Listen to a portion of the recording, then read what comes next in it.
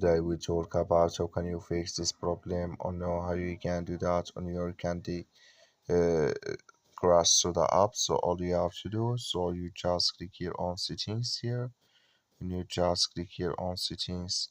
So then it's going to show for you just like this here. Then you go down, just keep going down here. You click here on apps here. So then you come to apps list here, and then you're looking for Candy Crush Soda app, or just click on search. Add here Candy Crush Soda app. Just click on it here. So then it's going to take you to this list here. Click on force stop. Click on OK. Then you go down. Just click here on storage. Come to storage list here. Just click on clear cache. Then all you have to do, so you just restart your phone and start it again, then it's going to work with you. That's all you have to do. Thank you for watching. Don't forget to support us by liking, subscribe.